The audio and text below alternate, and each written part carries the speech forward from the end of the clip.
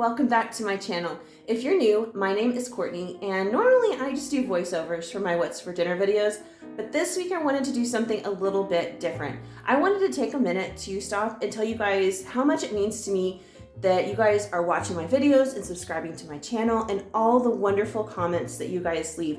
I get them, and I read them at night and in the morning and stuff, and they just make me smile. I mean, they just make me so happy.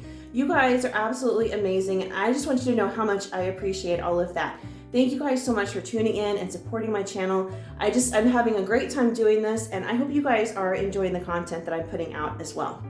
Anyway, this week's What's for Dinner is a little bit on the healthier side. Not everything. We did have a few not so healthy meals, but most of them were on the healthier side. A lot of the recipes that I made this week I got from the Mediterranean diet plan. I just searched it on Pinterest and came up with a few things that I wanted to try. Everything was fantastic. So delicious. I do want to warn you guys, my spaghetti carbonara, I've made it before. Normally I'm pretty good at making it. This time I made a mistake. I forgot to turn the burner off. I got distracted and I had a little mess up with it. It still tasted amazing, but it didn't look as pretty as it could have. Anyway, I'm gonna go ahead and share that recipe with you guys anyway, just because real life happens, and I feel like it's really important to let you guys know when I make mistakes too, because we all make mistakes, and it's just great when we can kind of share that and laugh about it and things like that. Anyway, let's get right to it. Let's get started with the recipes.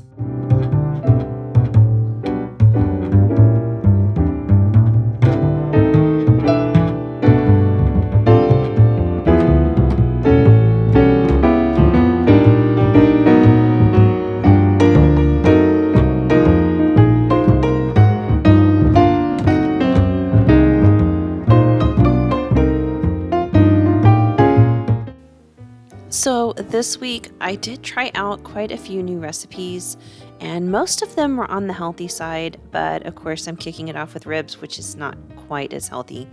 I actually did something new with my ribs this time too, so I consider this kind of like a pass and a fail at the same time. My husband and my oldest loved the way these turned out. I was a little disappointed because I'm used to my very juicy, tender, fall-apart ribs, and cooking them the way I did, that's just not how they were going to turn out. But the seasoning was really good. So first I started off, this is just a big old thing of pork ribs. I had purchased these a couple of weeks ago, buy one, get one free from Market Street. If you guys live near like a Market Street or an Albertsons, they do a lot of buy one, get one free sales on meat. Check your flyers every week. They come out on Wednesday. Get the app.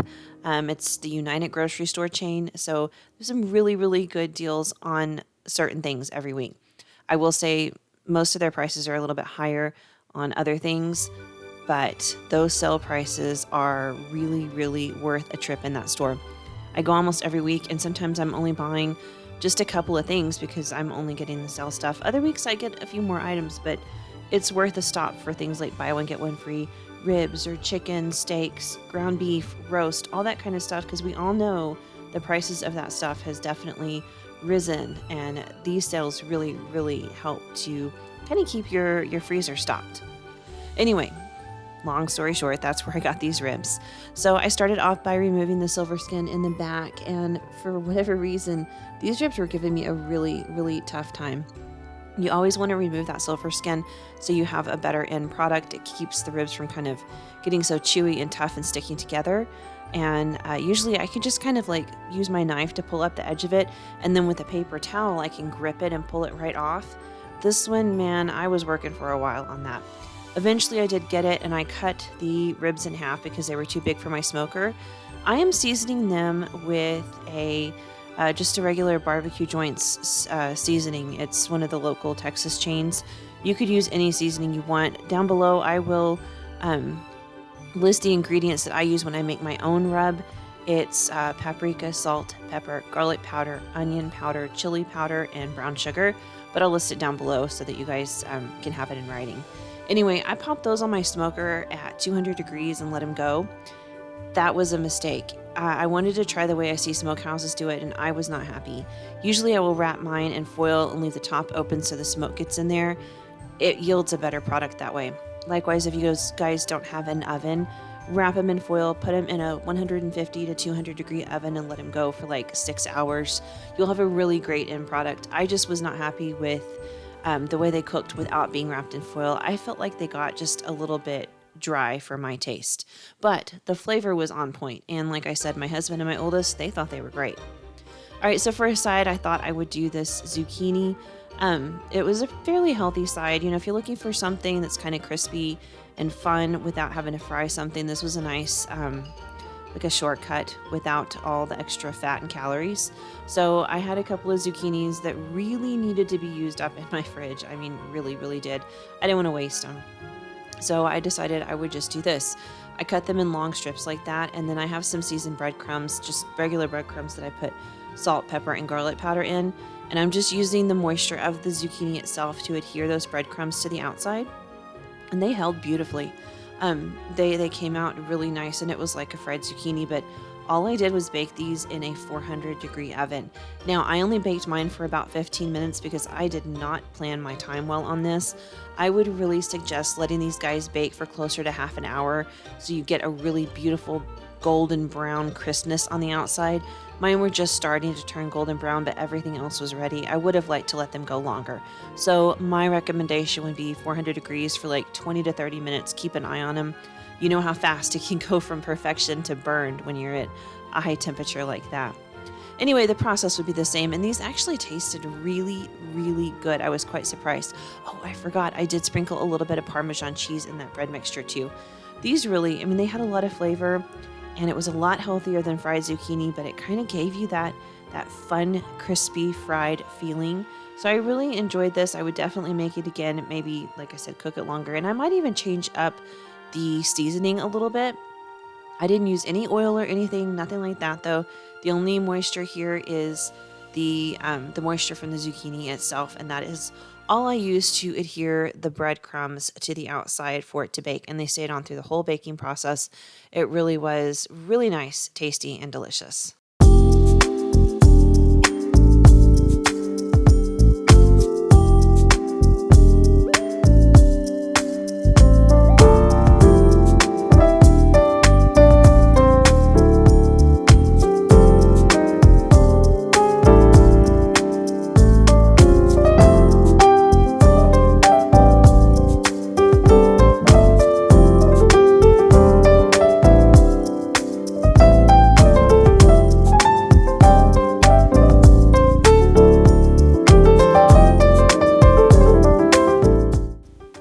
The last side I made was a different take on the mac and cheese I've been making lately. You guys have seen me make this before, but I'll give you a new rundown in case you missed it. I started off with bacon grease today because I had some, and this time I have changed. I am using my biggest skillet so I can put the pasta in a single layer on the bottom. You'll see that in a minute.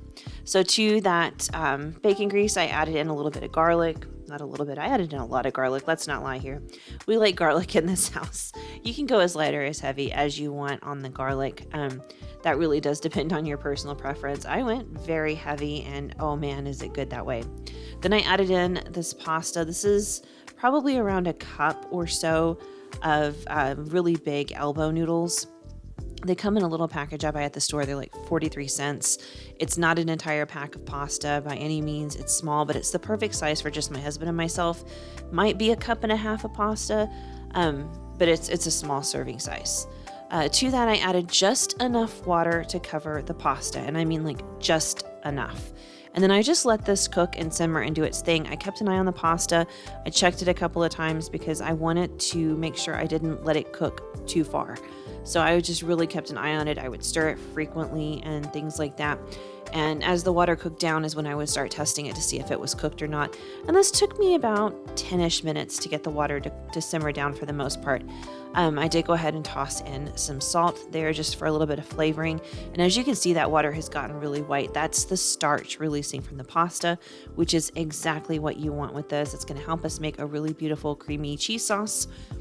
Again, I've shown this before, and I will try to link one of my previous videos where I made the mac and cheese before so you guys can see the original. I think in it, I cooked it and I linked to Struggle Mills, Frankie Salenza on Struggle Mills. That's where I got the recipe.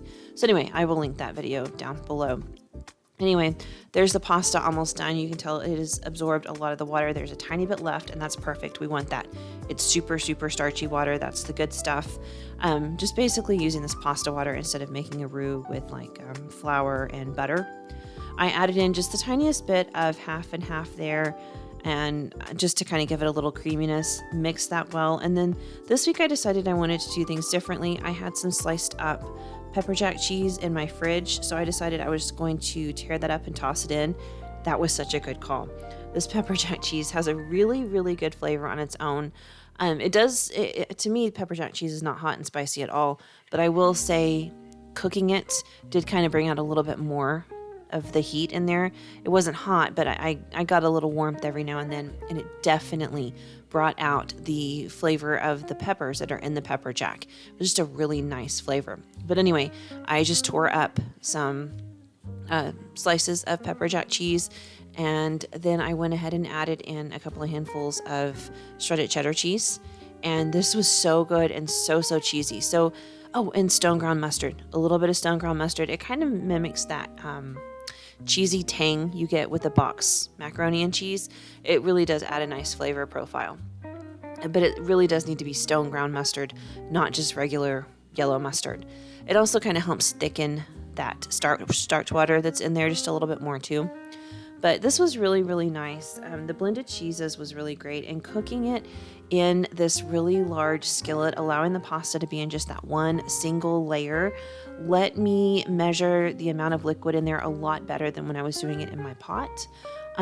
This meant that at the end I had a lot less liquid left over, so my sauce was definitely a bit thicker this way than when I do it the other way.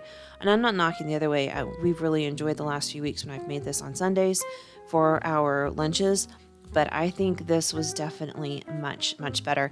And like I said, this is not a ton of pasta. It made 2 servings for my husband and 2 for myself, so we had it on this night, and then we had leftovers the next night that I served alongside our next meal.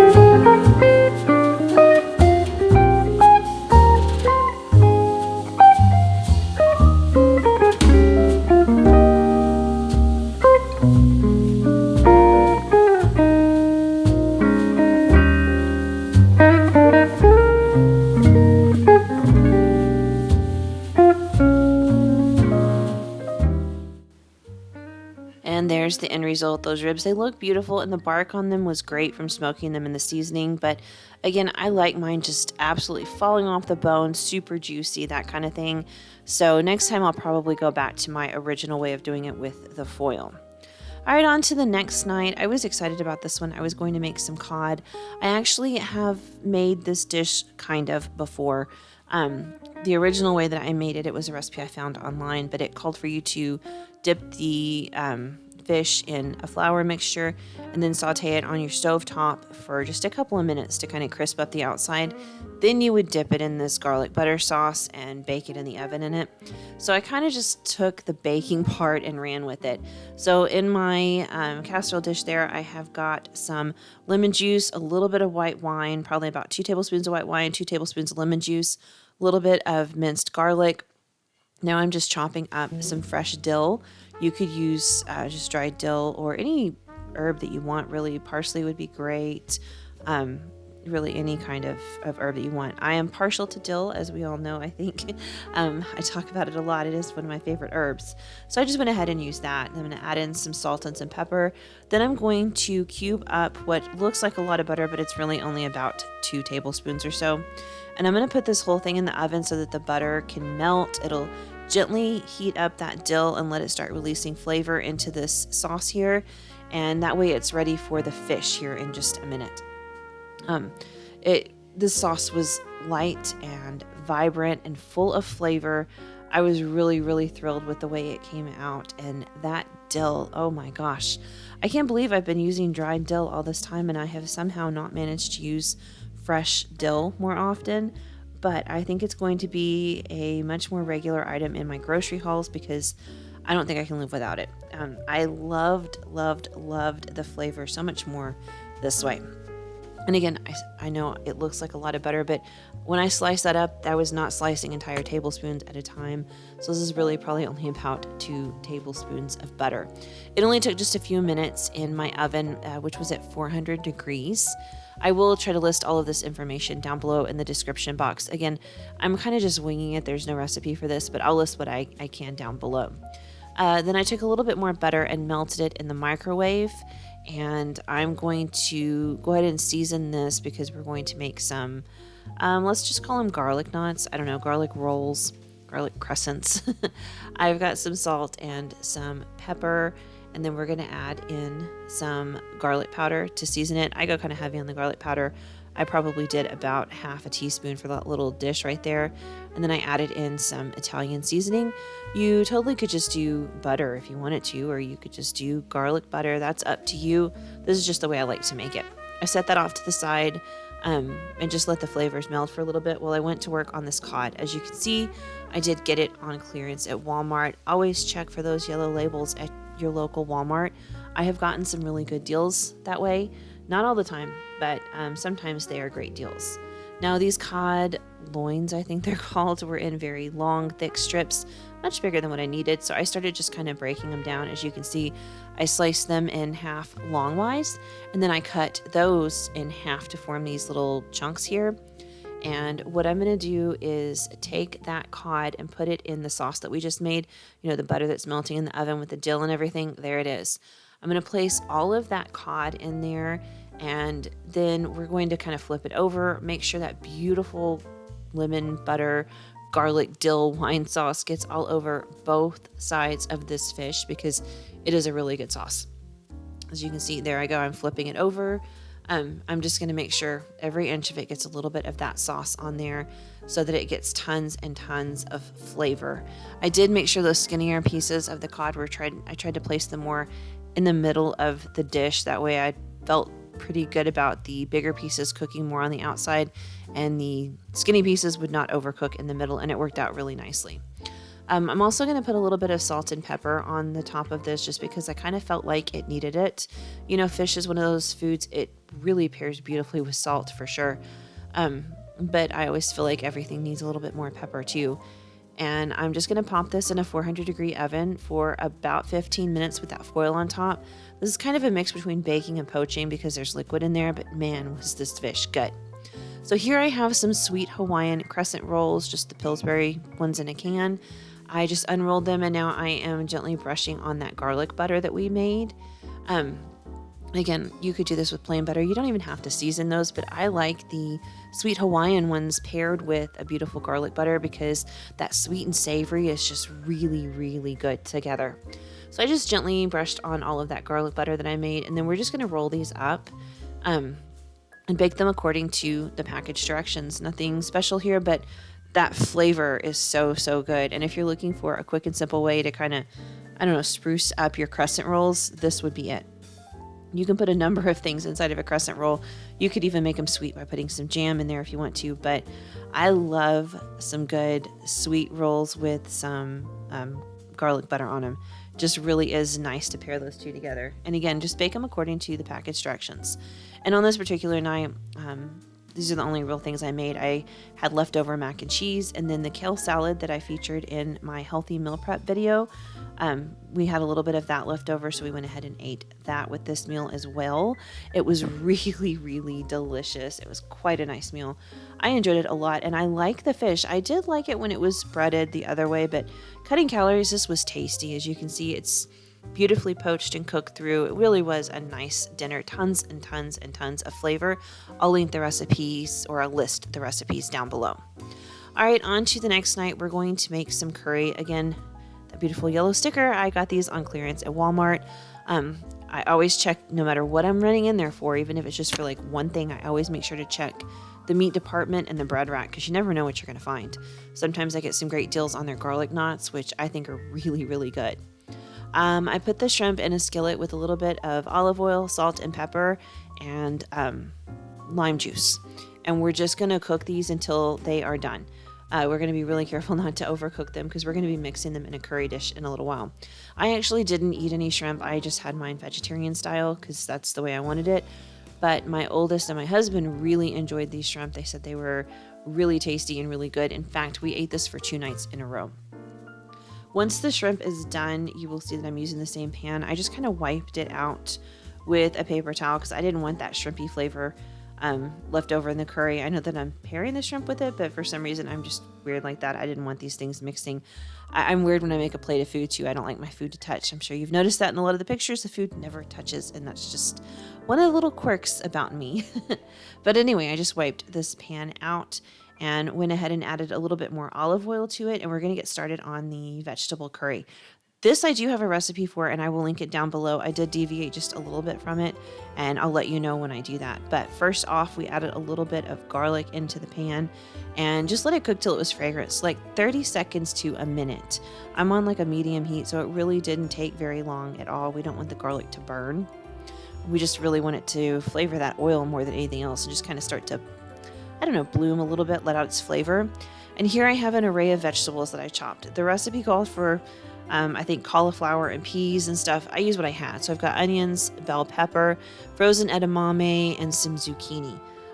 These are all things I needed to use up from my fridge. So this is what I tossed in there. And I think you could pretty much use any vegetable you want in here. Make it your own. Use what you have, clean out your fridge for this recipe. It's great for that. We're just going to saute these vegetables just for a little bit. We're not looking to cook them all the way through quite yet. And then we're going to start seasoning. So I'm adding in some chili powder there. And then we're going to add in some coriander. If you haven't used coriander before, it really is a beautiful spice. It's very fragrant. And I always think it's kind of like a warm spice. So that's the best way I can describe it. But it has a really unique flavor that I don't think you can really replicate with anything else. Once you have added in your seasoning, you do want to go ahead and mix in a can of chickpeas, garbanzo beans, whatever you want to call them. Drain them first because they have like a lot of liquid in there. And then we're going to let this all kind of cook together on the stovetop for just a minute or so. And then we're going to add in some red curry paste. I'm pretty sure I added in more than what the recipe called for. I think it called for like 2 tablespoons or 2 teaspoons. I can't remember, but I added in half this little tiny jar that you can buy at the store. And then the instructions said to cook till it caramelized. So I cooked mine for a little while and it really wasn't caramelizing or anything. I did notice everything kind of felt like it was getting a little thicker maybe, but that's about all I got out of it. So I don't know if it actually caramelizes or not. Mine just didn't seem like it did. Maybe I did something wrong, but the dish was fantastic in the end. So if I did, I'd make that same mistake over again. Anyway, like I said, it didn't caramelize for me, but I probably cooked it 5 or 6 minutes, maybe a little longer, and until I thought, okay, it's time to move on to the next step. It smelled fantastic. There was definitely a lot going on in that pan. I'm going to go ahead and add some seasoning now, some salt, just because I feel like everything needs a little salt and pepper. It really, I don't know, salt brings a lot of life to a dish, a lot of different flavor profiles. And then this dish does call for coconut milk. Really, I like the stuff in the can a lot better because of the texture. But I always have coconut milk in my fridge because that's what I drink. And I had forgotten to buy a can, so I just used the stuff in my fridge. And it was fine. There was nothing wrong with it. But if you use the one in the can, because it has the like the coconut fat in it, I don't know what you call that, the thick stuff that forms at the top. It changes the texture of this, and I think I would like that texture a little bit better. This was a little bit thin because I didn't use that milk. So, I mean, it works fine. The flavor was great, and it tasted fantastic, but I would have liked the texture from the canned coconut milk. I did at this point go ahead and give it a taste to see what I thought. The only ingredient left to add from the recipe was lime juice. It tasted good, for sure, but I felt like it was missing something, so I added in curry powder, which is not on the recipe at all. I added in probably about a teaspoon of curry powder, and then I added in the lime juice that the recipe called for. I stirred it around, and I gave it another taste, and I still felt like it was something was off. And I thought about it for a minute, and I ended up adding in just a pinch of sugar. I mean, I'm thinking maybe 1 to 2 teaspoons of sugar. It felt almost bitter. And whenever I've had curries before, I don't want to say they're sweet, but they're definitely not bitter. So I felt like sugar was the thing it needed. I added that in and it was perfect. I served it over some white rice. There's a shrimp on top with a little bit of cilantro, and I served some pineapple on the side. And there's mine. I didn't put any shrimp on mine. Like I said, I went vegetarian that night. Okay, so on to some spaghetti carbonara. This one was a win and a fail all at the same time, just like the ribs. I started off by roasting some garlic. Just cut the head off of it so that the cloves are all exposed, and then we're going to get vegetable oil and olive oil and pour it on top. And you want it to kind of just like ooze down between all the cloves like that. We're going to wrap it up in some aluminum foil and put it in a 400-degree oven for about an hour. So here I am using this pancetta that I bought. It was in my last grocery haul. It's like $7 or so, but you get 2 servings, so it's not too bad. I only needed 1. There is the garlic. Once it roasts, beautiful and brown and caramelized. You just squeeze it and it oozes right out. I do advise investing a little bit of time so you can get all of the garlic out. Cooking it for an hour, you don't want to waste any of it. You want all of it. I added a little bit of olive oil to it, and then I'm just kind of mashing it up, turning it into like a paste so that I can use this in 2 different dishes. We're going to use it for spaghetti carbonara, and then we're going to use it for some garlic toast. I didn't really show the garlic toast on here. I just had some bread, and I mixed that with butter and just put it on some bread and toasted it. It was fabulous. It was probably better than the pasta, really. I loved that garlic toast. My husband loved it. That roasted garlic, man, that is something else. Anyway, let's get everything together for our sauce. I'm going to grate up some fresh Parmesan cheese, probably about 1/4 to 1/3 of a cup of fresh Parmesan. You can use the stuff like the shaker stuff if you want. I find that it doesn't work the same. This is one of those recipes where fresh is definitely better. I don't say that all the time. A lot of times I think you can get by with the shaker stuff and it's perfect. This is just not one of those times where I feel like it works. The fresh stuff, because there's so few ingredients in this sauce, you really want to be picky about what you're putting in there because it's what it's going to taste like. So I just gently shredded, like I said, about 1/4 to 1/3 of a cup of fresh Parmesan in here. I guess I could have actually looked to see how much was in there since I'm doing it in a measuring cup, but I didn't.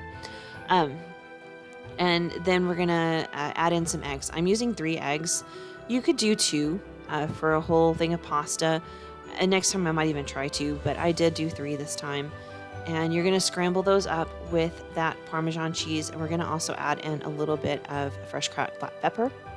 Now, there's 2 ways you could do this. You could put that roasted garlic right into that sauce. I chose to do mine in the skillet here in just a second. I think next time I would probably put it right into that sauce. I feel like that's probably what I would do next time. I added in a tiny bit of olive oil, and then we're going to move over to the stovetop. So I've got my garlic paste there, and I'm putting it in a skillet with some olive oil, and it's on a medium heat.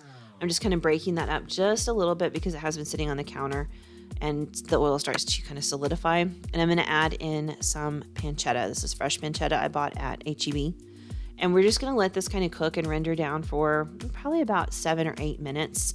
It doesn't take too long, but it'll cook out all the fat in that pancetta and release all this deliciousness into the pan. And that is exactly what we want. Again, like I said, not a lot of ingredients in the sauce, so we want to maximize the flavor from everything that we're using.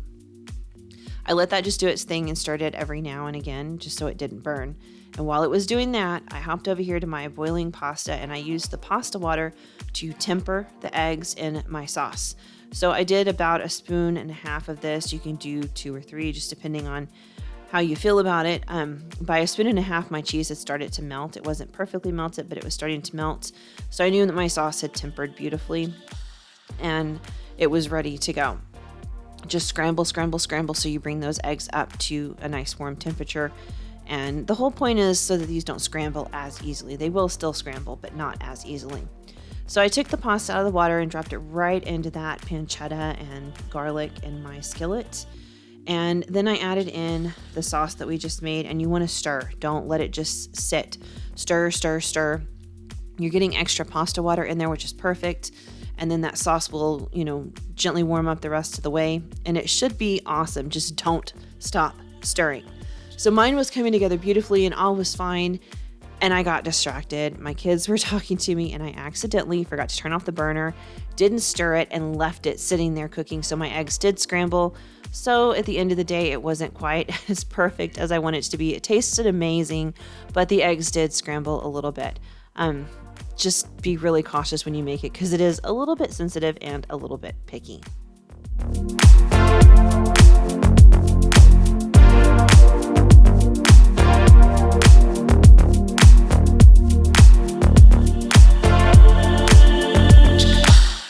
Alright guys, so that is it for this week's What's for Dinner. I really enjoyed all the recipes this week. I was a little disappointed in my ribs because I cooked them differently and they didn't come out just as fall apart tender as they normally do, but the flavor was absolutely on point. And again, you know, I told you guys about the mistake that I made with the carbonara. Still tasted fantastic, just wasn't as pretty as it could have been, but that's okay. Life happens, the food was good, we were all fed, we were all happy, and life goes on. Anyway, I hope you guys enjoyed this video. I will be back next week with another What's for Dinner and another grocery haul. Actually, I have my regular grocery haul and What's for Dinner next week. And on Wednesday, I am going to kind of do a little vlog and a grocery haul on some of the healthier stuff that I have been purchasing for my son Cam and his new eating plan. So we'll chat about that on Wednesday. Also, you guys, if you are not already doing it, I am on Instagram. It's in the description box below, this.homadelife. Go ahead and go over there and follow me there too. All right, that's it for this week, guys. Thank you so much for watching, and I will see you soon. Bye.